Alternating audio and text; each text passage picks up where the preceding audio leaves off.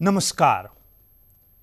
न्यायमा पहुँच भन्ने बित्तिकै कुनै पनि पीडित व्यक्तिले आफूले गर्नुपर्ने कानुन बमोजिमको उजुरी सम्बन्धित ठाउँमा गरिसकेपछि प्रहरी, सरकारी वकिल हुँदै अदालतसम्म पुगिसकेपछि अदालतबाट न्याय पाउनु हो।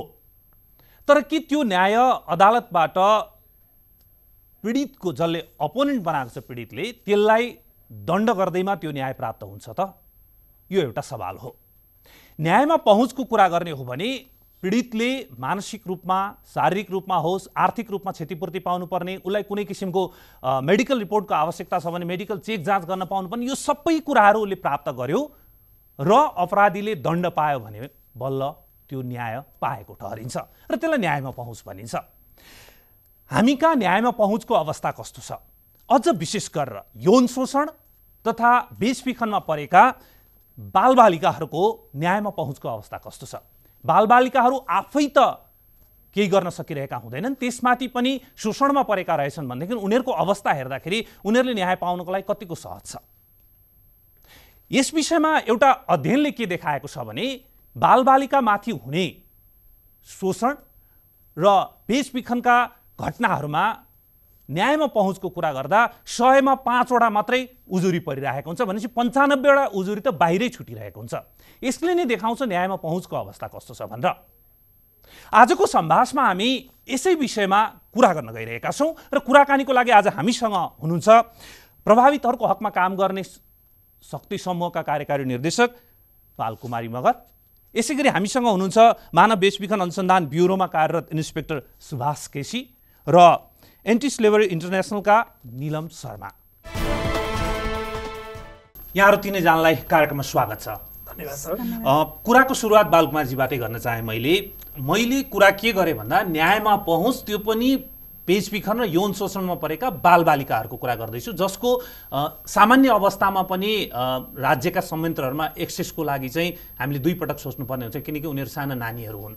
तर जब यौन शोषण अथवा बेचबिखनमा पर्छन् उनीहरूको मानसिक अवस्था, शारीरिक अवस्था समाजले हेर्ने यी विविध कारणहरूले गर्दाखेरि न्यायमा पहुँचे। अघि मैले एउटा उदाहरण पनि दिएँ, 100मा 5वटा मात्रै उजुरीको रूपमा पुगिरहेको हुन्छ। यहाँहरू तिनै बालबालिकाहरूसँग बसेर काम गरिराख्नु भएको छ अथवा त्यस्तै सर्भाइभरहरूको न्यायमा पहुँच पुर्याउने काम गरिराख्नु भएको छ। यहाँहरूको अनुभवले के भन्छ? उहाँहरूको न्यायमा पहुँचको साँचो तस्बिर चाहिँ कस्तो छ? 15 वर्षदेखि नै यो बेचबिखनबाट प्रभावितहरू सँगसँगै काम गरिराख्दाखेरि उहाँहरूको न्यायमा पहुँचको कुराहरू र कतिपय मुद्दा प्रक्रियामा जाने कुराहरूले गर्दाखेरि चाहिँ काम गर्ने क्रममा प्रत्यक्ष रूपमा भोगेका कुराहरू चाहिँ कस्तो छ भन्दाखेरि जे जति पनि कानुनमा लिखित कानुनहरू हाम्रो नेपालको एकदमै सराहनीय नै, एकदमै राम्रो कानुन बनेका छन्, तर ती कानुनलाई चाहिँ व्यवहारमा लागू गर्दाखेरि चाहिँ एकदमै कमी छ। त्यसमा जस्तै उदाहरण भन्नुपर्दाखेरि चाहिँ कुनै एकजना बेचबिखनबाट प्रभावित चाहिँ मुद्दा प्रक्रियामा जान खोज्छन् भने तीले चाहिँ एकदमै ठुलो क्राइम गरेर चाहिँ ऊ त्यहाँ पुगेको हो कि भन्ने खालको जुन प्रभावितलाई हेर्ने दृष्टिकोणहरू हुन्छ, एकदमै नकारात्मक दृष्टिकोण खालको कुराहरू व्यवहारमा गर्ने कुराहरूदेखि लिएर ती कुराहरूले चाहिँ उसलाई एकदमै ह्यारेसमेन्ट जस्तो मानसिक रूपमा उसलाई एकदमै समस्या हुने गर्दछ। र त्यसमा पनि सबैभन्दा उहाँलाई चाहिँ के समस्या हुन्छ भन्दाखेरि उसको गोपनीयता भङ्ग हुने कुराहरू, होइन, कानुनी प्रक्रियामा गइसकेपछि चाहिँ उहाँले कस्तो खालको अवस्था भोग्नुपर्ने हो त, ऊ सामाजिक रूपमा ऊ सुरक्षित छु कि छैन त भन्ने कुराहरूदेखि लिएर यी यावत कुराहरूले चाहिँ उसलाई एकदमै डर त्रासमा राखिरहेको हुन्छ। एउटा चाहिँ ऊ बेचबिखनमा परेर विभिन्न समस्याहरू भोगेर चाहिँ नेपाल फर्केका हुन्छन्। साथसाथै अब मुद्दा प्रक्रियामा चाहिँ जानको लागि हामीले एकदमै मोटिभेसन गरेर उहाँलाई काउन्सिलिङ गरेर उहाँको लागि चाहिँ हामी छौँ है, संस्था छौँ तपाईँको सपोर्टमा भनेर हामी उहाँलाई एकदमै मुद्दा प्रक्रियामा जानको लागि हामीले उहाँलाई काउन्सिलिङ गरेर तयार गर्छौँ। तर जुन बयानको लागि नै प्रहरी कार्यालयमा चाहिँ बयानको सुरुवातदेखि नै उहाँलाई चाहिँ हुने खालको जुन खालको सामान्य खालको थाहा हुँदैन, कतिपय पुलिस प्रशासनहरूमा पनि कतिपय थाहा नभए पनि प्रभावितलाई असर परिरहेको हुन्छ। जस्तै कहिले बेचिएको, होइन, मुद्दा गर्न जाँदाखेरि चाहिँ अलिक खुल्ला रूपमा उहाँलाई प्रश्न गर्दाखेरि चाहिँ अलिक गौप्य रूपमा उहाँलाई गर्नुपर्ने हो कि सोधिनुपर्ने हो कि, अथवा उहाँलाई चाहिँ अलि एउटा सम्मानजनक चाहिँ उहाँ एउटा समस्यामा परेर आइसकेपछि मुद्दा गर्न जाँदै हुनुहुन्छ। एकजना सर्भाइभरले के भन्नुहुन्छ त्यो रिसर्चमा भने मैले सजिलै उत्तर दिन सकिनँ, किनभने एकैपटक धेरै मान्छेले प्रश्न सोधिरहेका थिए, जसले गर्दा मलाई तनाव भइरहेको थियो, मलाई बताउन पनि मन लागेको थिएन।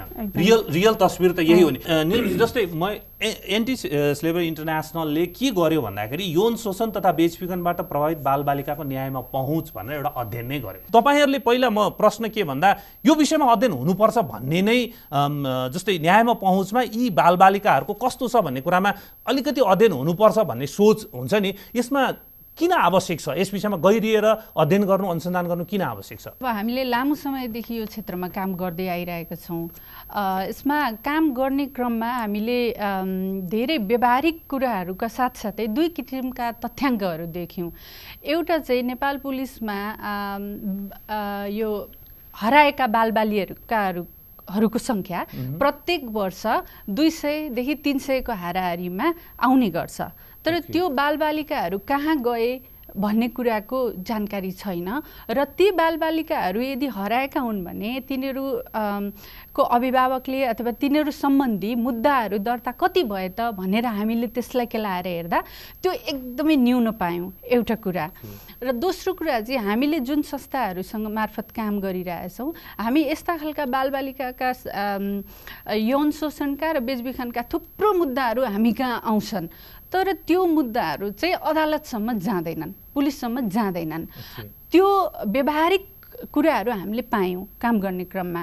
र यो किन चाहिँ उहाँहरू, त्यो बालबालिकाहरू, त्यो अभिभावकहरू किन न्यायमा पहुँच गर्न चाहिँ चाहनुहुन्न त भन्ने प्रश्न हामीले खोदल्न थाल्यौँ। त्यहाँ भित्र गएर हेर्न थाल्यौँ। हेर्दै जाँदा धेरै कुराहरू हामीले त्यो पाउन थाल्यौँ। तपाईँले अहिले भर्खरै भन्नुभयो जस्ता विविध कुराहरू, अप्ठ्याराहरू हामीले पाउन थाल्यौँ। पाइसकेपछि चाहिँ यो कुरा हामीले यत्तिकै भन्नुभन्दा पनि यसलाई डकुमेन्टेड गरेर यसका तथ्यगत प्रमाणहरू हामीले चाहिँ यदि सरकारलाई अथवा सम्बन्धित निकायलाई उपलब्ध गराउन सक्यौँ र यो समस्याहरू यसरी समाधान गर्न सकिन्छ भनेर त्यसलाई उपायहरू पनि केही सुझावहरू पनि दिन सक्यौँ भने यसमा जो प्रभावित व्यक्तिहरू हुनुहुन्छ उहाँहरूको न्यायमा पहुँच बढाउन हाम्रो पनि केही कन्ट्रिब्युसन हुन्छ भन्ने आधारमा हामीले यो अनुसन्धानको विषय। अब म अलिकति अनुसन्धान भित्रै छिर्न चाहे। मैले अघि सुरुमा पनि एउटा कोट गरेको थिएँ, अहिले भर्खर पनि यहाँले भन्नुभयो 100 मा 5 वटा मात्रै उजुरी। यो त एकदम डरलाग्दो अवस्था भयो। एकदमै यो अवस्था किन छ? त्यसमा रिसर्चले केही भन्छ? एकदमै भन्छ। यो अवस्था चाहिँ भयावह नै लाग्यो हामीलाई पनि। भनेपछि 100 वटामा 5 वटा मात्रै चाहिँ उजुरी प्रक्रियामा जान्छ भने 95 वटा मुद्दाहरू चाहिँ जाहेरीमै जाँदैन, रिपोर्टमै आउँदैन। यो कुरा चाहिँ तथ्यगत कुरा हो हैन, हामीले यत्तिकै मनगढन्ते रूपमा भनेको होइन। भनेपछि अब न्यायमा पहुँच कसको भन्दा त्यो 5 जनाको मात्रै कुरा भयो नि। पहुँच कति पाउने भन्दा त त्यो पहुँच भित्रको हडलको त अहिले हामी छलफल गर्न ती 5 जनाको 5 वटा उजुरी हैन, तर 95 वटा उजुरी त हामी बाहिरै छौं।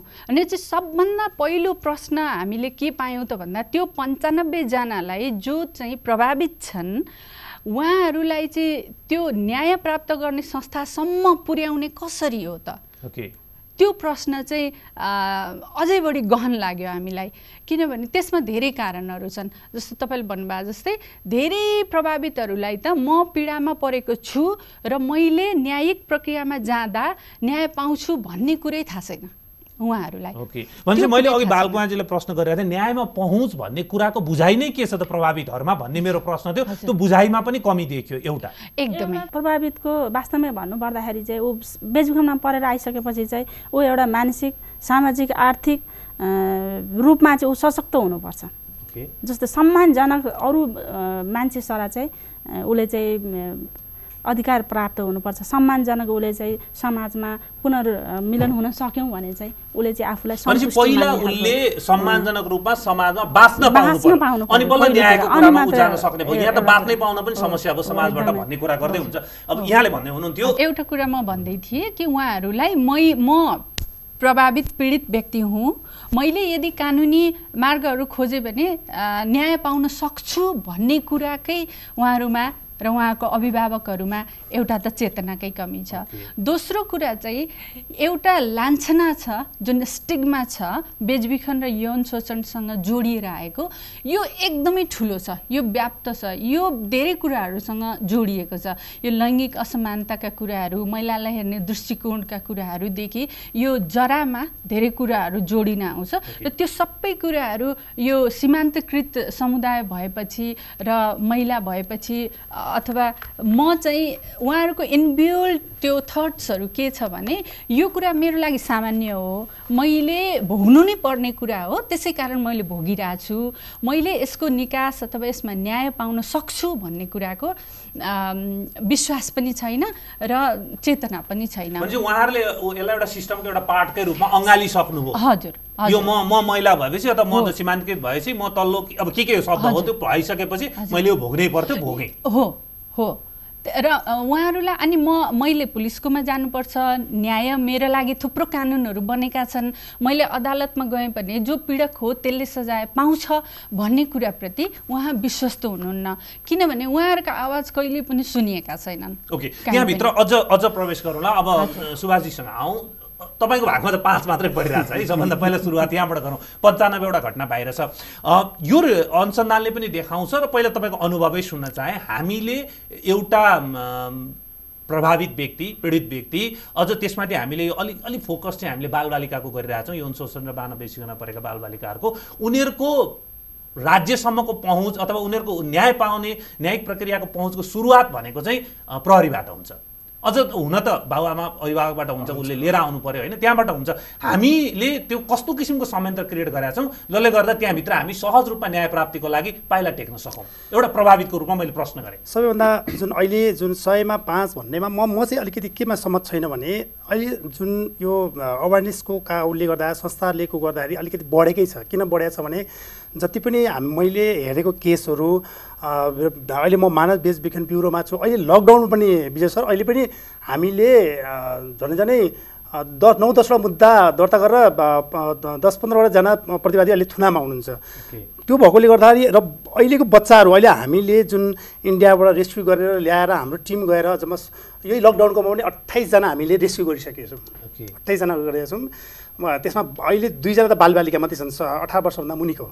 र उहाँहरूलाई जुन हामीले उहाँहरूको जुन यो हाम्रो उसमा चाहिँ हामी आफैले के अरे उहाँहरूलाई मोटिभेसन गरेर, उहाँलाई संरक्षण गरेर, संस्थासँग समन्वय गरेर उहाँलाई त्यो एउटा आफूलाई सुरक्षित महसुस गर्ने जुन वातावरण बनाएर र उहाँहरूले कानुनी रूपमा के हो त यसको भोलि हामी कतिको सुरक्षित हुन्छौँ भन्ने कुरा उहाँलाई सबै बुझाएर उहाँको गोपनीयता सबैभन्दा पहिला त हामीले उहाँको अभिभावकसँग समन्वय, संस्थासँग समन्वय गरेर हामीले त्यो अवस्था उहाँलाई त्यो जुन जाहेरी या निवेदन जुन एउटा कानुनी प्रक्रियामा जुन दर्ता हुन्छ उहाँलाई त्यो जाहेर दिएपछि हामीले बयान प्रमाणित गर्छौँ। सबै गोप्यता हुन्छ यसमा उहाँको पनि स्वयं गोपनीयता हुन्छ, चाहे 18 वर्ष पुगेको होस् या 18 वर्ष माथिको होस्, यसमा गोपनीयता हुन्छ। त्यसपछि हामीले के गर्छौँ भने उहाँलाई बयान प्रमाणित तुरुन्त गराइहाल्छौँ।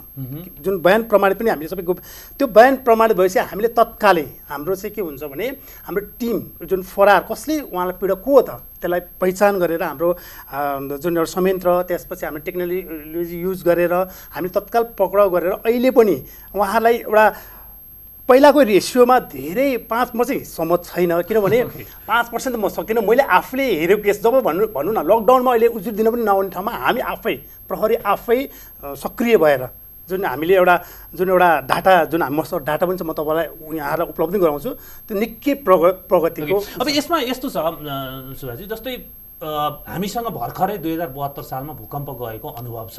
त्यो एउटा अनुसन्धान जसमा पनि छ त्यसले के देखाइरहेको छ भने जब चाहिँ यस्तो प्राकृतिक विपत्ति अथवा यस्तो अप्ठ्यारो स्थिति अथवा महामारीको स्थिति जहाँ चाहिँ रोजगार, पेसा, व्यवसाय गुम्ने अवस्था, जहाँ चाहिँ परिवारबाट छोडिनुपर्ने अवस्था, यो बेलामा चाहिँ बानबेचिने घटनाहरू बढेको नम्बर रिसर्चले देखाउँछ। र अब अहिले पनि यो चैतदेखिको लकडाउन हो, यसको परिणाम मलाई लाग्छ अब 6 महिना पछाडि देखिन थाल्छ। अहिले गइरहेका हराइरहेका बालबालिकाहरूको रिपोर्टिङ अथवा छोरी मान्छेहरूको रिपोर्टिङ, केटा जो मान्छे बेचिन पर्छ, शोषण पर्छ, उनीहरूको रिपोर्टिङ बिस्तारै भएर भोलि डेटामा आउँदाखेरि चाहिँ यो लकडाउनको बेलामा यति घटना भयो भन्ने तथ्याङ्क आउला। अहिले सहरहरूकोमा आइपुग्नु भनेको चाहिँ एउटा पोजिटिभ के भन्दा यो बेलामा पनि आइरहेछ, तर यो बेलामा नआएको नम्बर बढी हुन सक्ने विगतको रिसर्चले देखाउँछ। मेरो सरलाई प्रश्न के भन्दा जस्तै अब 1-2टा यहाँ उदाहरण, एकजना सर्भाइभर के भन्नुहुन्छ भने मेरो साथीलाई सुनाएको जस्तो सबै कुरा सुनाउन सक्ने अवस्था थिएन, म डराएकी थिएँ र सबै कुरा बताउन सकिनँ। कहाँ भन्दा प्रहरीमा भन्ने होइन। एउटा छ जस्तो यहाँ सुरुमा म आत्तिएकी थिएँ किनकि प्रहरी चौकीमा म पहिलो पटक गएकी थिएँ, तर पछि मेरी साथीले मलाई सान्त्वना दिइन्, प्रहरीको व्यवहार पनि सहयोगी थियो, हामी आफै जाँदा उनीहरूले हाम्रो कुरा सुनेनन्, पछि माइती नेपालकी एकजना कर्मचारी आएपछि मात्रै हाम्रो कुरा सुनियो भन्ने यो खालको सर्भाइभरहरूको प्रभावितहरूको अनुभव छ।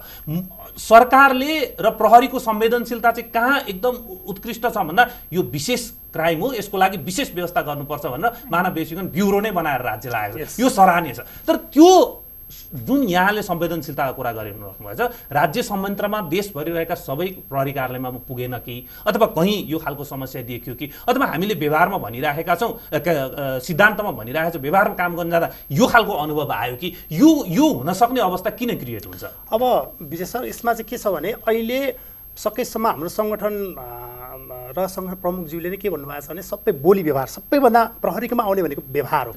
त्यो व्यवहार हामीले सबैमा चेन्ज, अहिले हाम्रो जुन प्रहरीले गर्ने मानवीय व्यवहार जो भित्र गेटबाट छिर्ने बित्तिकै उहाँलाई जुन एउटा छुट्टै डेस्कै खडा गरेको छ, ताकि प्रहरी र अब जनता भनेको त हामी एउटै नङ मासुको सम्बन्ध हो, र हामी उहाँलाई त्यो एकदम एउटा पहिलाको जस्तो एकदम डर त्रास होइन। ओहो, हाम्रो साथी जुन एउटा हाम्रो सङ्गठनले पनि जुन अवलम्बन गरेको थियो, यहाँलाई पनि थाहा नै छ, त्यो अब पहिलाको रेसियो अनुसार अहिले त एकदम खुलस, बच्चाले पनि हामीसँग खुलस्त कुरा गर्ने भइसकेको छ। यो कुरा यहाँले देखिरहनु भएको छ, त्यो अवस्था भइसक्यो अहिले। र अलिकति के रहेछ भने यो हाम्रो जुन अनुभवले र हाम्रो डाटाले के बताउँछ भने हो, अलिकति सुरुमा जुन उहाँलाई गरेको पीडा चाहिँ सकेसम्म लुकाइराख्ने, त्यो लुकाइराखेकोमा चाहिँ परिवारलाई, अब परिवारको पनि कसलाई भन्दा चाहिँ ठिक हुँदैन, अब गाली गर्ने हो कि उल्टो, त्यो एउटा समस्या।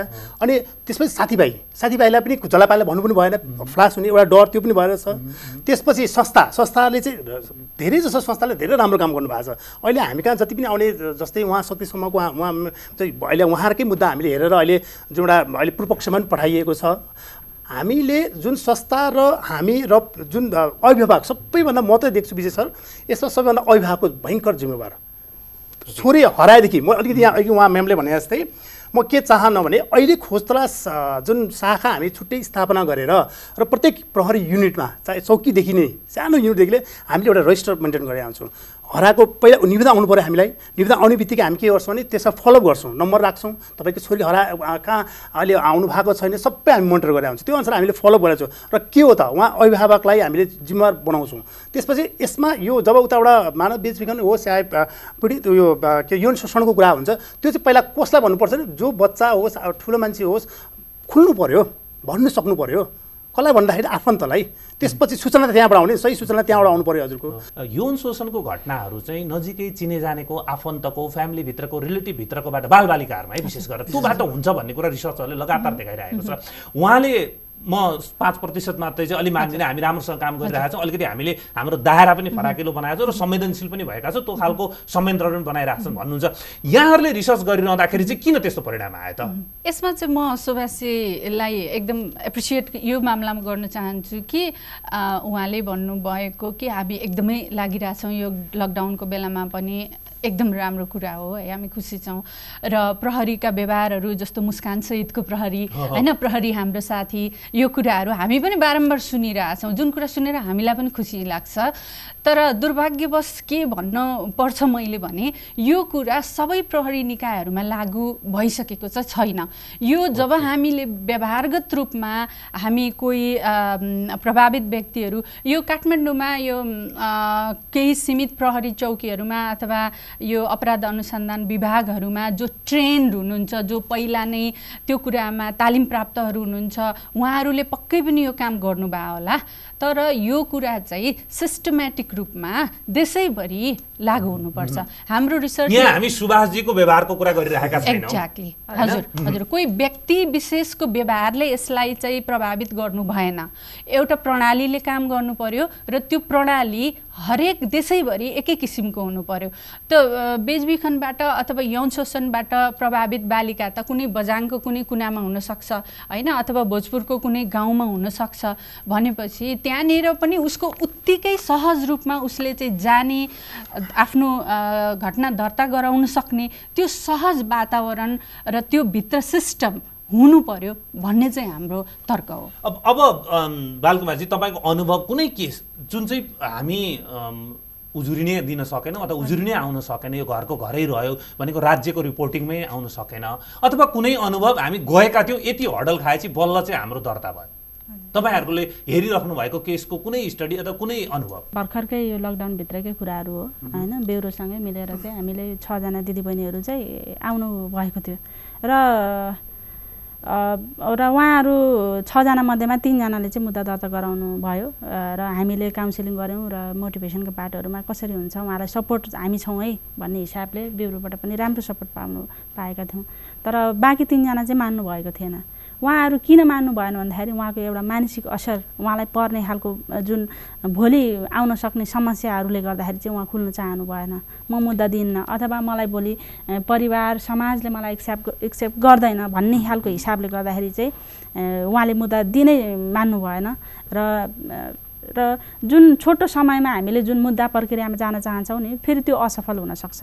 किन भन्दाखेरि सर्भाइभर बेजुङबाट प्रभावितहरू पहिले मानसिक एकदमै ग्रस्त भएर समस्या भएर आउनु भएको हुन्छ र उहाँहरूलाई चाहिँ पहिला रेस्ट चाहिन्छ, उहाँलाई केही समय राहत केही समय आराम चाहिन्छ, सोच्ने मौका दिनुपर्छ र नेपालको कानुनमा भएको भोलि मुद्दा प्रक्रियामा गइसकेपछि सकारात्मक कुराहरू के हुन सक्ला होइन, नकारात्मक कुरा के आउन सक्ला, उसको जीवनमा जे असर पर्छ नि त्यो दुईटै कुरा हामीले छुटाएर देखाउन सक्छौँ। यही एउटा घटनालाई आधार मान्ने हो भने 50% त आएन छ। यही कुरा गर्दै थिएँ। अघि विजय सरले यहाँ म्यामले भनेछ 100 मा 5 यही हो सबैभन्दा समस्या के भने जस्तै उहाँले नै अघि अहिले जुन ठ्याक्कै एकदम अहिले तत्कालको करेन्सी नै हामीसँग भएको उदाहरण यही छ।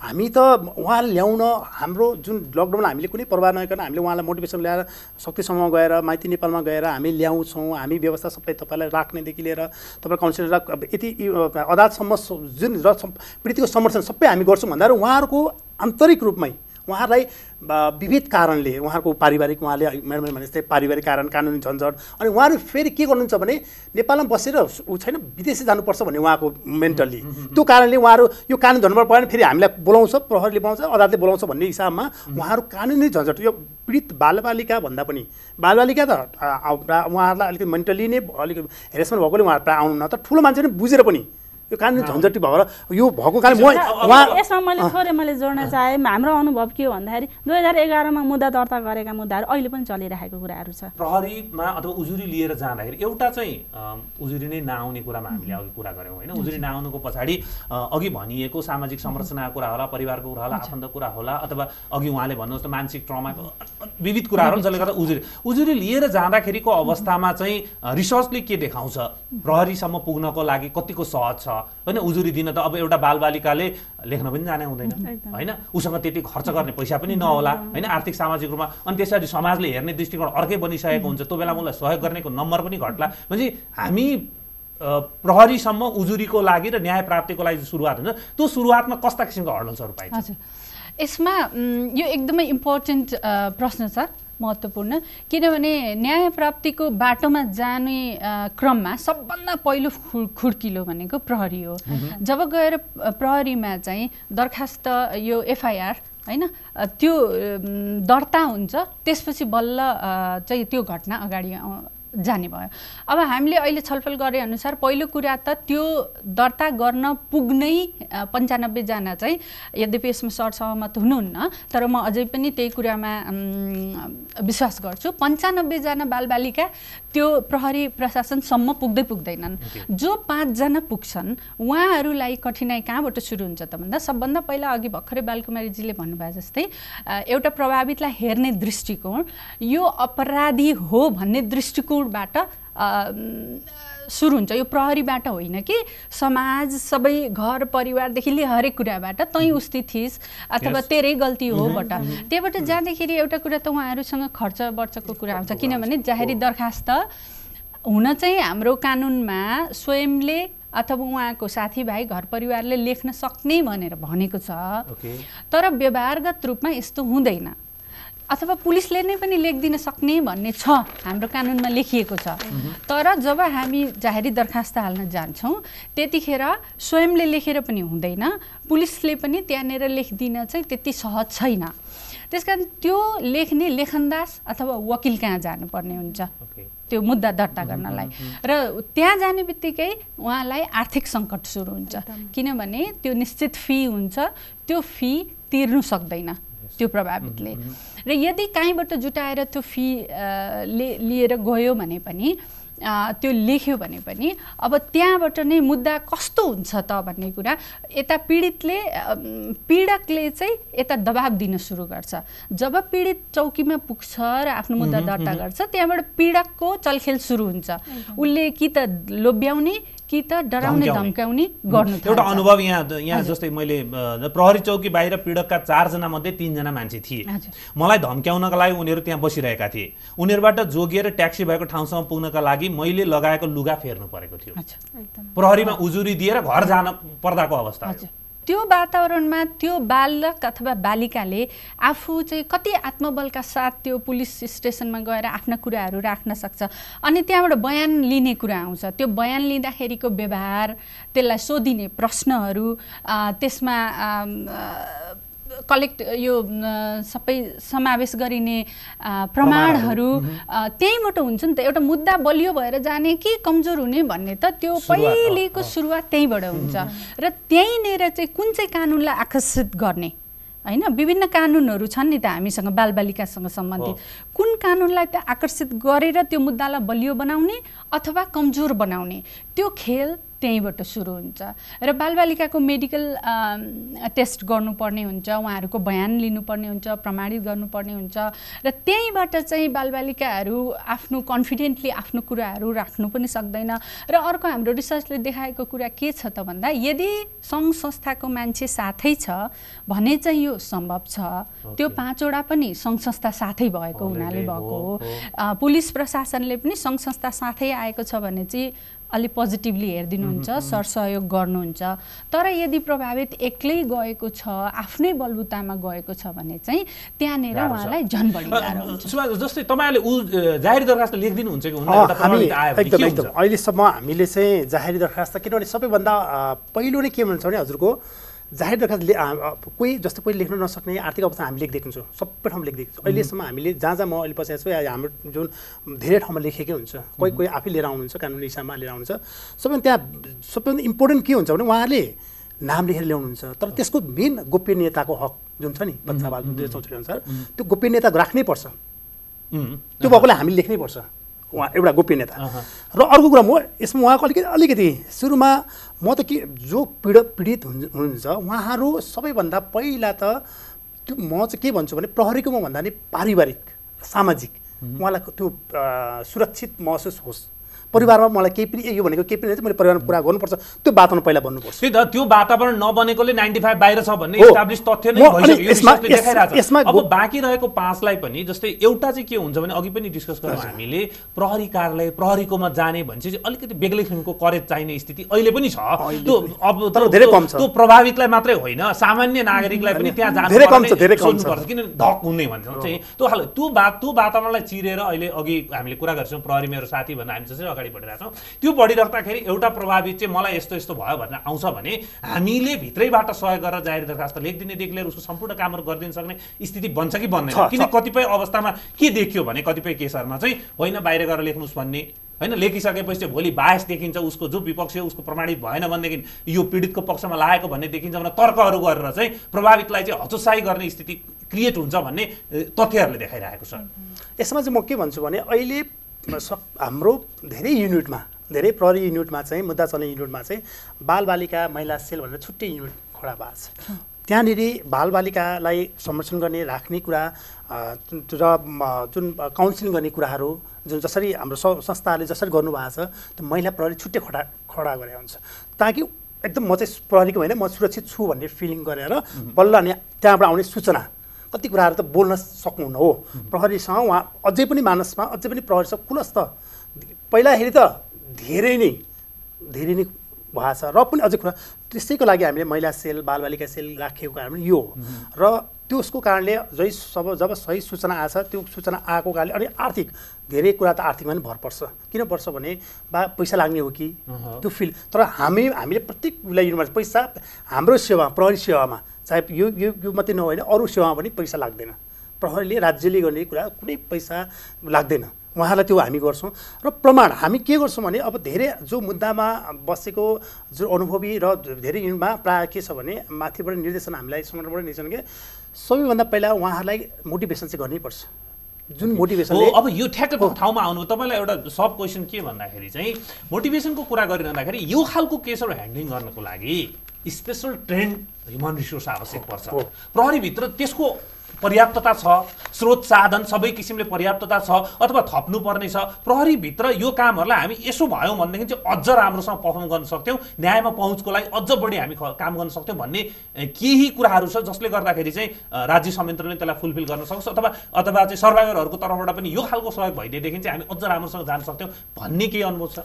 अहिले जस्तै यहाँले भने जस्तै अहिले जुन अनुभव भएर जुन हाम्रो यो मानव बेचबिखन 2076मा जुन स्थापना भयो हाम्रो जुन ब्युरो होइन, र अहिले महिला सेल जुन हुनुहुन्छ त्यो केन्द्रीय महिला सेल जुन छ सबै उहाँ यही आवश्यकता महसुस गरेरै जुन स्थापना भएको, यही कमी कमजोरी यहाँले भने जस्तै अब हाम्रै स्थापना हाम्रो जुन यो अहिले जुन 2076मा हजुरको 2076-1-29 गते होइन हो मानव बेचबिखनले त आवश्यकता महसुस गर्यो नि नेपाल अधिराज्यको अब यो यसरी हुँदैन, अरू यसलाई विशिष्टीकरण गर्नु पर्यो, अलिकति यसलाई सूक्ष्म रूपमा अध्ययन गर्नु पर्यो भनेर नेपाल अधिराज्यको सबै एउटा मोनिटर जुन हाम्रो जुन ब्युरो स्थापना भयो त्यही हो, यसैको परिणाम हो। अब चाहिँ अब यसभित्रै अझ मैले प्रवेश गराउन खोजेको चाहिँ बालबालिका है, बालबालिका भन्दैछु मैले, वयस्क महिलाहरूको भन्दा अझ बालबालिकाको न्यायमा पहुँच पुर्याउनको लागि चाहिँ प्रहरीबाट कुन किसिमको कामहरू हुन आवश्यक छ? त्यो बालबालिकाको मनोविज्ञान बुझेर सुरुदेखि नै अघि उहाँले भन्नु जस्तो जगै राम्रो निर्माण भयो भने भोलि न्यायमा पहुँचको घर राम्रो बन्छ भन्ने हो कि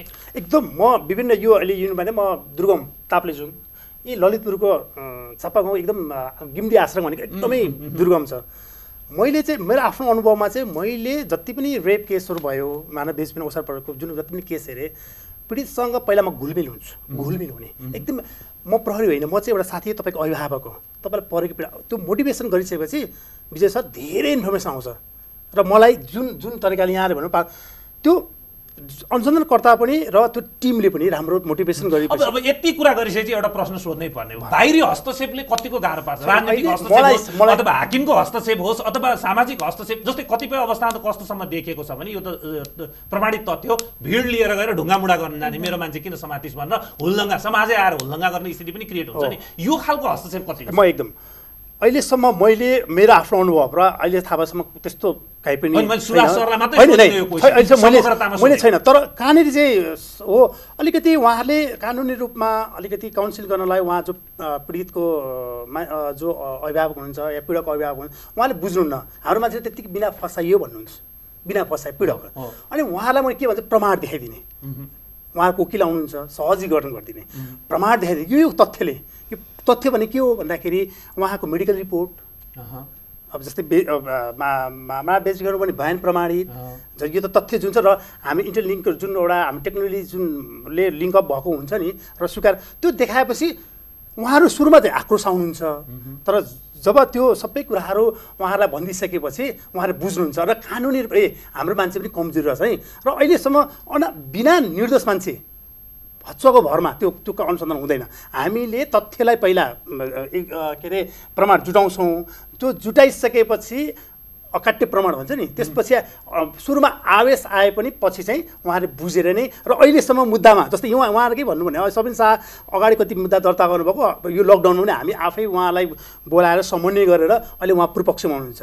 हामीले त उहाँ पीडितलाई यति बुझायौँ, उहाँ कति मान्नु भएको थिएन। गाडी हामीले भौतिक सुविधाहरू उहाँलाई गाडी पैसा अब साक्षी भत्ताहरू भयो हामीले दिने गरेको छ, त्यो सबै हामी जुटाउँछौँ। उहाँलाई मोटिभेसन ल यो त अब चाहिँ सुरक्षित अब भन्दा यसैमा बालकुमारजीको अनुभव सुनौँ। अनि बाहिरी हस्तक्षेपको अवस्था कस्तो छ? राजनीतिक हस्तक्षेपको कारणले गर्दा पारिवारिक अथवा पदको ओहदाको होइन त्यो खालको हस्तक्षेपले गर्दाखेरि चाहिँ समस्या पर्ने? यो चाहिँ एकदमै धेरै हुन्छ, किनभने प्रभावितको हकमा प्रभावितको संरक्षण संस्थाले गरिसकेपछि चाहिँ संस्थाको जिम्मेवारी व्यक्ति कर्मचारीहरूलाई पनि चाहिँ धाकधम्की होइन फोन मार्फतबाट आउने, घर पछि गर्ने यस्ता खालको कुराहरू एकदमै धेरै आउँछ र पीडितको त एकदमै सुरक्षाको कुराहरू त जेरै हुन्छ। कहिलेकाहीँ सेल्टरमा राख्दाखेरि पनि भोलि केही हुने हो कि भन्ने खालको डर तरासमा पनि कहिलेकाहीँ बस्नु परेको अनि यो कुराहरू प्रहरीमा जानकारी भएर प्रहरी सँगसँगै हुन्छ कि हुँदैन? कहिलेकाहीँ हामीले एकदमै आवश्यक परेको खण्डमा जस्तै बयान दिन जाँदाखेरि चाहिँ हामीलाई सरहरूको सहयोग चाहियो भने चाहिँ हामीलाई ल सर तपाईँहरूको सपोर्ट चाहिन्छ हामीलाई, बयानको लागि हामी जाँदैछौँ, तपाईँहरूको सुरक्षासहित हामी जान सक्यौँ भने पीडितको पनि हुन्छ। इक्जाम्पलको लागि हामी अस्ति सिन्धुपाल्चोकबाट पनि प्रहरीको गाडीमा एउटा सेफ तरिकाले चाहिँ हामी काठमाडौँ बहिनीलाई चाहिँ स्टाफ र बहिनीसहित काठमाडौँ ल्याएका थियौँ। किनभने बयान गर्न जाँदाखेरि बाटोमा चाहिँ केही समस्या परिहाल्यो भने के गर्ने त? किनभने प्रभावितलाई सहयोग गर्नको नाममा झन् ठुलो समस्या पऱ्यो भने त त्यो त फेरि संस्थाले पनि जवाफदेही हुन्छ। त्यो हुनाले गर्दाखेरि प्रहरीसँगै चाहिँ सरहरूको सहयोग। अब निलम अघि भन्न खोज्दै हुन्थ्यो कि मैले त्यसमा सब क्वेसन के भन्दा हाम्रो कानुनहरू अथवा राज्य संयन्त्रका संयन्त्रहरू के देखिन्छ, पर्याप्त छन् अथवा यहाँ यो कानुनहरूमा अथवा पर्याप्त कानुन छ त्यसको कार्यान्वयनको मात्रै सवाल हो कि अथवा होइन कार्यान्वयन गर्ने सवाल राज्य संयन्त्रका प्रहरीदेखि लिएर अदालतदेखि लिएर यो संयन्त्रहरूले राम्रोसँग काम गर्दै यति कानुनले पर्याप्त हुन्थ्यो भन्ने हो कि त्यहाँ कहीँ ग्याप छ कानुनमा न्यायको पहुँचको लागि? हजुर, ग्याप छ भन्ने यो अनुसन्धानले देखाउँछ। ग्याप एकदमै ठुलो छ भन्ने देखाउँछ। हामीसँग राम्रा कानुनहरू पनि छन्। हामीले अन्तर्राष्ट्रिय सन्धि अभिसन्धिमा पनि धेरैमा हस्ताक्षर गरेका छौँ। त्यो अनुसार कानुनहरू कति बनिसके, कति बन्ने क्रममा पनि छन्। हामीसँग हाम्रो सुभाष सर जस्तो एकदमै पोजिटिभ एटिच्युड भएको पुलिस फोर्समा व्यक्तिहरू पनि हुनुहुन्छ, इस्यु बुझेको, साँच्ची नै एउटा प्रभावितले न्यायमा पहुँच प्राप्त गर्नुपर्छ भनेर लागि पर्ने व्यक्तित्वहरू पनि हुनुहुन्छ हैन। नेपाल प्रहरीले नगरेको म भन्दिनँ, तर हाम्रो रिसर्चले के देखाउँछ त भन्दा त्यो एकदमै कार्यान्वयनमा, ती राम्रा कानुनहरूको कार्यान्वयनमा ग्याप छ। प्रहरीले उजुरी गरिसकेपछि चाहिँ भन्न अभियोजन पत्र दर्ता गर्यो होइन, अभियोग पत्र दर्ता गरिसकेपछि चाहिँ सरकारी वकिलकोमा जानुपर्छ। सरकारी वकिल एउटा सिङ्गो इन्स्टिट्युसन हो जहाँ राम्रो, जहाँ बयान गरिन्छ होइन, त्यहाँ पनि के अरे पीडितको पनि कुरा सुन्ने कुरा हुन्छ, अपराधीको पनि कुरा सुन्ने कुरा हुन्छ अथवा अभियुक्त पनि कुरा सुन्ने, अनि त्यसपछि गएर अदालत हुन्छ, त्यहाँ पनि फेरि बयान, यो जम्मै प्रक्रियाहरूमा चाहिँ के देखिन्छ? न्याय प्रक्रियाहरू चाहिँ उजुरी आउनमै हडल बोक्यो, दोस्रो उजुरी गर्दाको हडल बोक्यो, प्रहरी कुराहरू हामी गरिरहेको छ, त्यसपछि गएर अरू चरणहरूमा कस्तो देखिन्छ? अब त्यहाँबाट चाहिँ ल प्रहरीबाट सबै बयान प्रमाणित भएर त्यो चाहिँ अदालतमा गयो मुद्दा भनेपछि त्यो त सरकारवादी मुद्दा भयो हैन। सरकारी वकिल त्यसमा जिम्मेवार हुनुहुन्छ। त्यसमा चाहिँ अब पीडक पक्षको पनि वकिल हुन्छ। त्यसपछि अदालती प्रक्रिया सुरु हुन्छ र त्यतिखेर एउटा प्रभावितलाई कस्तो व्यवहारहरू गरिन्छ त, त्यो अदालतमा कस्ता प्रश्नहरू सोधिन्छ, कसरी उसलाई चाहिँ ह्यारेस गरिन्छ, अब त्यहाँबाट त्यो अर्को च्यालेन्ज सुरु हुन्छ त्यहाँनिर चाहिँ। र हाम्रो रिसर्चले के देखाउँछ भने सरकारी वकिलहरू चाहिँ एकदमै धेरै संवेदनशील भएको हामीले पाएनौँ। सरकारी वकिलहरू जुन मुद्दा त्यो पैरवी गर्ने क्रममा उहाँहरूले जसरी स्ट्रङली त्यो प्रमाणहरूलाई आधार बनाएर जानुपर्ने हो, एउटा त्यहाँनिर कमजोरी देखिन्छ। दोस्रो हाम्रो रिसर्चले के भन्छ त भन्दा प्रहरी र सरकारी वकिल न्यायालय बिच जुन समन्वय हुनुपर्ने हो त्यो घटनालाई अगाडि बढाउनुको लागि त्यहाँनिर पनि कमी कमजोरी छ, त्यहाँनिर ग्याप छ, समन्वय राम्रो हुन सक्दैन भन्ने देखाउँछ। र तेस्रो के देखाउँछ त भन्दा हाम्रो कानुनमा चाहिँ थुप्रो राम्रा कुराहरू लेखिएका छन् प्रभावितको पक्षमा। जस्तै उसलाई चाहिँ आउने जाने यातायात खर्च दिइन्छ, दोभाषेको व्यवस्था गरिन्छ, उसलाई साक्षीहरूलाई पनि विभिन्न सुविधाहरू हुन्छ, उसको गोपनीयता राखिन्छ, फास्ट ट्र्याकबाट गइन्छ, विभिन्न राम्रा कुराहरू लेखिएका छन्। तर दुर्भाग्य के छ भने त्यो राम्रा कुराहरू चाहिँ कानुनमै मात्रै सीमित छन्। र हाम्रो जति पनि हामीले अन्तर्वार्ता लिएका है, हामीले रिसर्चको दौरान भेटेका प्रभावितहरू हुनुहुन्छ, उहाँहरूको त्यस्तो अनुभव एकदमै न्यून छ। एक दुईजनाले भन्नुभएको छ मलाई राम्रोसँग सोध्नु भयो, मैले कम्फर्टेबल फिल गरेँ भनेर। एउटा केस छ, के छ भन्दा सुरुमा वकिलले नम्र भएर मित्रवत व्यवहारमा प्रश्न सोधेका थिए, तर पछि जिल्ला अदालतमा पीडकका वकिलले एकदमै रुखो बोलीमा प्रश्न गरे र मलाई फेरि हिंसामा परेको महसुस भयो। उनीहरूले मलाई सोधे, एउटा केस छ बेला यहाँ उल्लेख गर्दा नि फरक पर्दैन, तिमीले आन्टीलाई आन्टीको छोराले दुर्व्यवहार गरिरहेको कुरा किन सुनाएनौ? कि उनले तिमीलाई दुर्व्यवहार गर्न सक्थिन्? मैले त्यो दिन खाना खान सकिनँ भनेको ट्रमा त्यो हदसम्मको हुन्छ भने। अब यहाँले सरकारी वकिलहरूमा अथवा सरकारी संयन्त्रमै त्यो खालको गम्भीर्यता छैन भने पीडकलाई छुटाउनलाई वकालतनामा राखेर खटिएको वकिलबाट त हामीले पोजिटिभ व्यवहारको आश गर्न सक्दैनौँ, जबकि ऊ पनि संवेदनशील हुनु पर्यो। डिफेन्स गर्न पाइयो केसलाई, पीडकको पक्षमा डिफेन्स गर्न पाइयो, तर त्यो पीडितको प्रभावितको ह्युमन राइट्सको ख्याल त गर्नु पर्यो नि, उसको मानसिक संवेदनशीलताको ख्याल त गर्नु पर्यो, त्यो त पाइँदैन भनेदेखि यो अवस्था किन छ? यो अवस्था किन छ भनेर चाहिँ त्यो सरले पनि जवाफ गर्नु होला हैन, तर अवस्था यो छ। तपाईलाई त्यसमा दुईटा अर्को यो भन्दा अगाडि अर्को प्रश्न, तपाईहरूले त्यति दुःख गरेर संवेदनशील भएर केस फरवार्ड गरिसकेपछि सरकारी वकिलमा न्यायालयमा जाँदाखेरि जस्तै कतिपय के सुनिन्छ भने जाहेरवाला नै होस्टाइल हुने, सुरुमा जाहेरी दिन त आएको थियो, पछि अदालत गरेर होइन भन्ने, अझ त्योभन्दा प्रमाण पुर्याउनु पर्ने साक्षीहरू नै होस्टाइल भयो, के कारणले हुन्छ भन्ने कुरामा धेरैवटा तथ्य छन्, त्यतापट्टि त्यो खालको अप्ठ्याराहरू प्रहरीले नै फेस गर्नुपर्छ भन्ने पनि तथ्यहरूले देखाउँछ। अहिले यो कस्तो हुँदो रहेछ भने विजय सर, यसमा बच्चाको नाबालिगको हकमा चाहिँ हामी प्रहरीसम्म उसले बयान दिएसम्म, बयान प्रमाणित गरेसम्म, जुन प्रमाण जुटाउनुसम्म एकदमै राम्रो भूमिका हुन्छ, एकदमै राम्रो एकदम सहजीकरण गर्नुहुन्छ सबै हामीले त्यो। तर जब घरमा गइसकेपछि हामीले हामी सम्पर्कमा रहन्छौँ, तर अभिभावकबाटै जो गार्जेनबाटै त्यहाँ विभिन्न अब उहाँहरूको आन्तरिक रूपमा जुन कसले के भन्या हुन्छन् पीडा, अनि त्यहीँबाट सुरु हुन्छ। जब बच्चा होइन, एउटा घटनामा त चापागाउँमा त मैले अलिकति केही भन्ने बित्तिकै प्रहरीका खबर गरिदिइहाल्ने के, फलाना यस्तो भन्यो, त्यो भने सजिलो हुन्थ्यो नि त। अब इन्फर्मेसन आइदिएपछि त चुप लगाएर बस्दिएपछि त हामी त के ढुक्क पर्छौँ, हामीले भनेअनुसारको उहाँले गरिरहनु भएको छ भन्ने हुन्छ। हामीले यहाँनिर बिर्सनै नहुने कुरा के छ भने पीडक यहाँनिर पीडक र पीडितको डाइनामिक्स बुझौँ।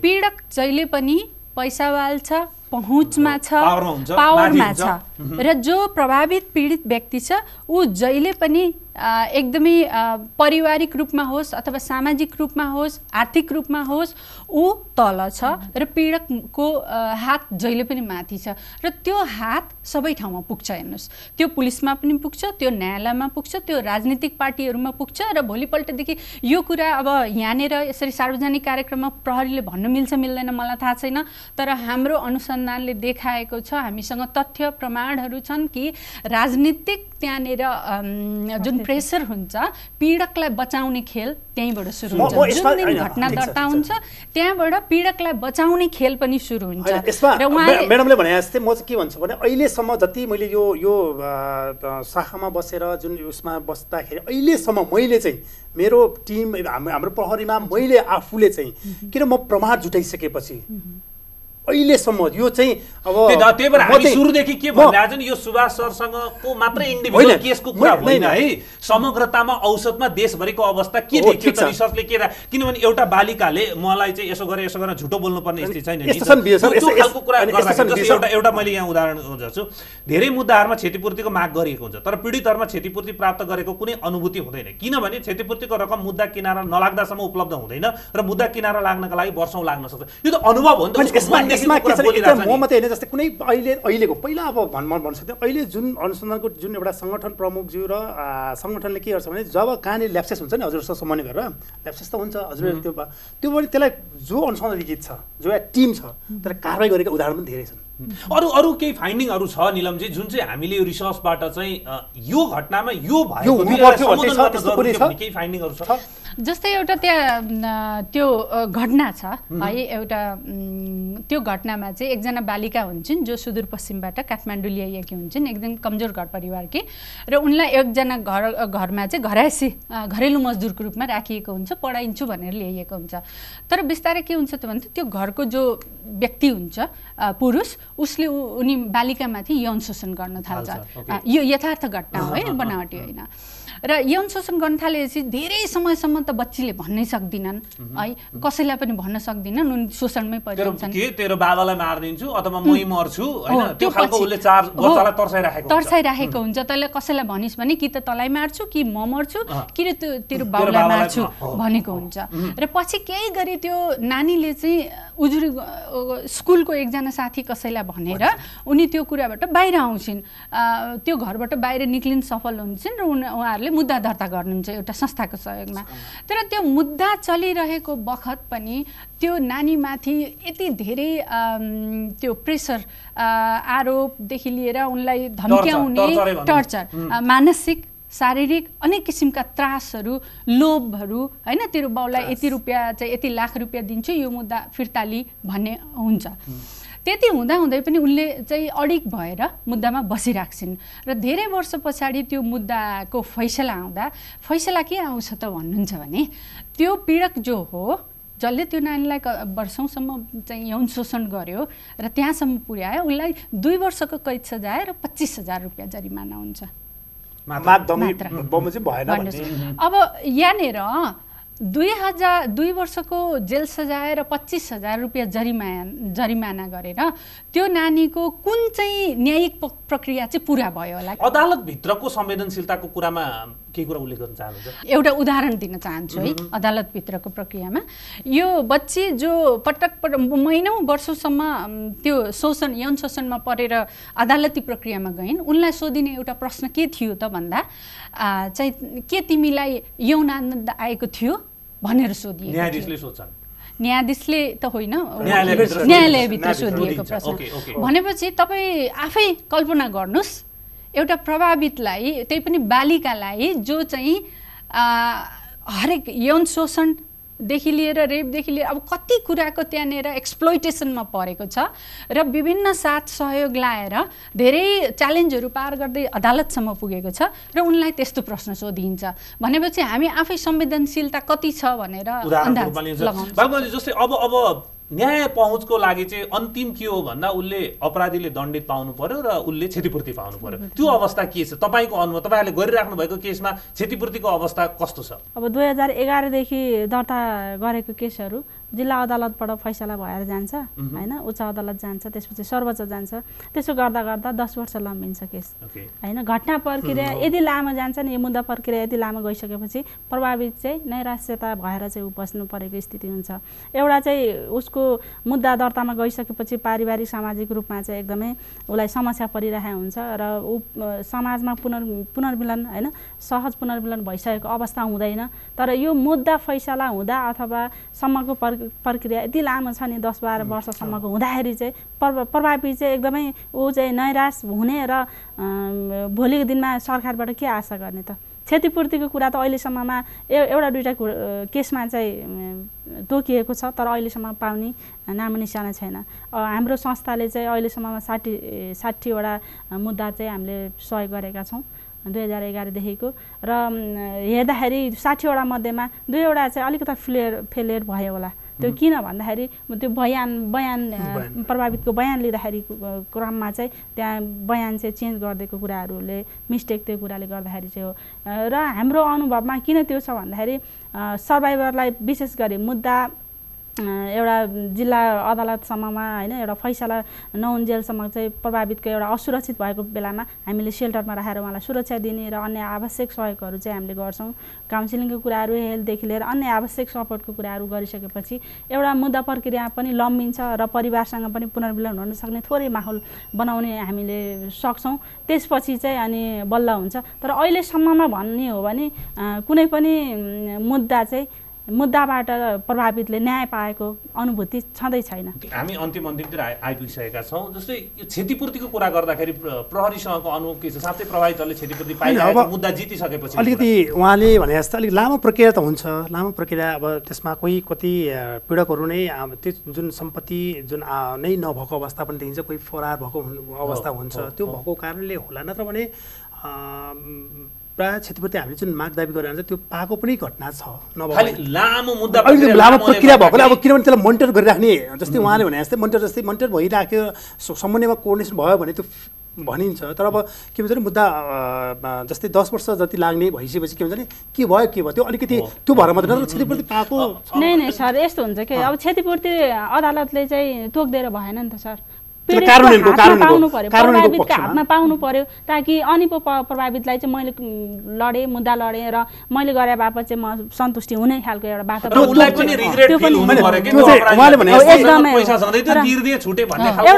एउटा कुरा अब पीडकबाट दिन सक्दैन भने राज्यको दायित्व के त होइन? राज्यले दिलाउने सर्भाइभरलाई चाहिँ एउटा न्याय दिलाउने पक्ष के हुन सक्ला त होइन? ऊ पीडकसँग पनि के कति छ या छैन एउटा आफ्नो पाटोमा होला, तर त्यहाँबाट भराउने प्रभावितसम्म दिने काम चाहिँ भूमिका चाहिँ राज्यले खेल्नु पर्छ। अब निलम अन्तिममा छ, हामी छोटोमा भनिदिनु होला रेकमेन्डेसन के छ राज्यको लागि अथवा प्रहरीको लागि गर्नुपर्ने? यसो भयो भनेदेखि चाहिँ साँच्चै यी बालबालिकाले न्याय पनि पाउँछन्, यिनीहरूको न्यायमा पहुँच पनि हुन्छ, क्षतिपूर्ति पनि पाउँछन् अथवा क्षतिपूर्ति राज्य संयन्त्रले दिनुपर्छ? रेकमेन्डेसन कस्ता छ? रेकमेन्डेसनमा सबभन्दा पहिलो कुरा त त्यो जुन अघि सुरुदेखि हामीले गरेका छौँ 100 जनामा 5 जनाले गरिरहेछन्, 95 छुटेका छन्।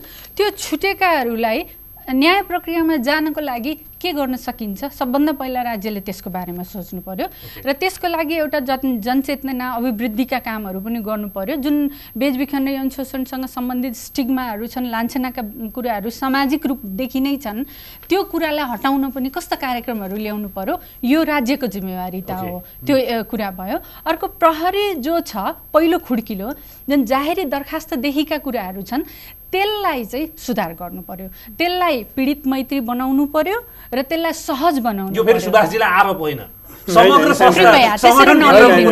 हामी सबैको लागि हो होइन, एउटा स्वस्थ समाज निर्माण गर्नुको लागि हो यो संगठनको कुरा। र जाहेरी दरखास्तमा जुन फर्महरू भर्नुपर्ने हुन्छ एफआइआरको लागि त्यो पनि यो प्रभावित यस्ता बेचबिखन यौन शोषणबाट प्रभावितको लागि छुट्टै सजिला खालका फर्महरू हुनु पर्यो र त्यो त्यस्ता केसहरू सहजीकरण गर्न हरेक पुलिस स्टेसनमा एकजना ट्रेन मान्छे हुनु पर्यो जसले सही रूपमा त्यो केसलाई चाहिँ घटनालाई अगाडि बढाउन सकोस्। र यस्ता व्यक्तिहरू जो चाहिँ जोखिममा ती व्यक्तिहरू जो परिवारमा जान सक्दैनन्, जान सक्ने अवस्था छैन, तिनीहरूको जिम्मेवारीता पनि राज्यले लिनुपर्छ। पुनर्स्थापना केन्द्रमा राख्ने हो अथवा त्यो मुद्दा नचलुन्जेल कहाँसम्म राख्ने हो, कसरी सुरक्षित महसुस गराउने हो, उसको जीविकोपार्जनको लागि के गर्ने हो, यो पनि राज्यको जिम्मेवारी हो। सबै कुरा एनजिओले मात्रै गरेर हुँदैन। अहिलेसम्म जति पनि एनजिओहरूले गरिरहेका छन् त्यो चाहिँ एकदम प्रशंसायोग्य छ, तर अल्टिमेटली यो सबै कुरा राज्यले गर्नु जरुरी छ। त्यो कुराहरू भयो। र अरू कुराहरू न्यायालय र पुलिस यो प्रशासनको बिचमा पनि कोअर्डिनेसन हुनु पर्यो, मुद्दाहरूको बारेमा मोनिटरिङ हुनु पर्यो, अनुगमन हुनु पर्यो। कुनै मुद्दा चाहिँ दर्ता भयो र अगाडि बढेको छ भने वर्षौँसम्म, जस्तो भन्नुभयो उहाँले, वर्षौँसम्म त्यो मुद्दा कहाँ पुग्यो, त्यो फैसला भयो कि भएन, त्यो पुनरावेदनमा छ कि सर्वोच्चमा छ कि थाहा हुँदैन, प्रभावितलाई पनि थाहा हुँदैन, पीडितलाई थाहा हुँदैन, क्षतिपूर्ति पाइयो कि यो मुद्दा किनारा लागिसक्यो कि पीडक चाहिँ जेलमा गयो कि बाहिरै छ कि त्यो केही कुरो थाहा हुँदैन। त्यो अनुगमन गर्ने जिम्मेवारी कसको होइन? गृह मन्त्रालयको हो कि कानुन मन्त्रालयको हो कि अथवा कसको हो? त्यो निकायले अथवा समन्वय गरेर गर्ने हो कि त्यो गर्नु पर्यो। त्यो गर्नु एकदमै जरुरी छ। र त्यसपछि एक दुईवटा छ, म एकदम छोटकरीमा भन्छु। र अरू पनि बेचबिखन विरुद्धका जति पनि संयन्त्रहरू छन् स्थानीय निकायदेखिका होइन, ती संयन्त्रहरूलाई चुस्त दुरुस्त बनाउनु पर्यो, रेस्पोन्ड तलैदेखि गर्नु पर्यो। काठमाडौँमा होइन अलिकति पहुँच हुने ठाउँमा मात्रै भएर भएन होइन, हरेक ठाउँदेखि हुनु पर्यो। र अन्तर्राष्ट्रिय रूपमा हामीले एडप्ट गरेका कानुनहरू जस्तै पालेर्मो प्रोटोकल छ, हामीले अनुमोदन गरिसकेका छौँ, त्यो अनुरूप हाम्रो कानुनहरूलाई परिमार्जन गर्नु पर्यो र ग्याप भएका कानुनहरू बनाउनु पर्यो। एउटा मैले छुट्याउनै नहुने यहाँनिर कुरा के छ भने जस्तो रिपाट्रिएसनको कुरा हामीले छौँ। जस्तो बालिकाहरू इन्डियामा जो बेचबिखनमा पर्नु भएको छ, वर्षौँ भइसक्यो, 20औं वर्ष बितिसक्यो, रिपाट्रिएसनको हामीसँग पोलिसी गाइडलाइन छैन। त्यो नभएका कारणले ती बालिकाहरूलाई स्वदेश फिर्ती गर्न अति नै समस्या परिरहेको छ, एनजिओहरूले गरिरहेछन्। त्यो जिम्मेवारी राज्यको होइन र? त्यो एउटा गाइडलाइन पोलिसी बनाउन राज्यलाई केले छेकेको छ? पीडित प्रभावितहरू उजुरी लिएरै नआउने यो एउटा डरलाग्दो तथ्याङ्क छ। बल्ल बल्ल आएको उजुरीमा पनि राज्य संयन्त्रका हडल्सहरू र न्यायमा पहुँचका लागि विभिन्न चरणहरू पारी गरिराख्नु पर्दाखेरि त्यहाँ हुने हडल्सहरू, समाजबाट हुने हडल्सहरू र पीडक पावरमा बस्ने भएको हुनाले उसबाट हुने अवरोध, बाधा अवरोधहरू र यी विविध कारणले गर्दाखेरि न्यायमा पहुँच एकदमै गाह्रो भइरहेको छ। एउटा सभ्य राष्ट्रमा कुनै पनि व्यक्ति पीडित प्रभावित हुनु ठिक होइन। यदि भइहाल्छ भने पनि पीडकले सजाय पाउनु र उसले न्याय र क्षतिपूर्ति पाउनु महत्त्वपूर्ण कुरा हो। यो हुन सकेन भने त्यो राज्य संयन्त्रमाथि पनि प्रश्न उठ्छ। यसकारण यौन शोषण तथा बेचबिखनमा परेका बालबालिकाको न्यायमा पहुँचको लागि समग्रतामा राज्य संयन्त्र नै गम्भीर हुन जरुरी छ। नभए हामीले जतिसुकै अन्तर्राष्ट्रिय सन्धि महासन्धिहरू साइन गरे पनि, हामीले जतिसुकै संयन्त्रहरू बनाए पनि, हामीले जतिसुकै राम्रा कुरा गरे पनि एउटा पीडितले मनमा मैले न्याय पाएँ भन्ने महसुस नगरेसम्म यो अभियानले सार्थकता पाउने छैन। हस्त आजलाई नमस्ते।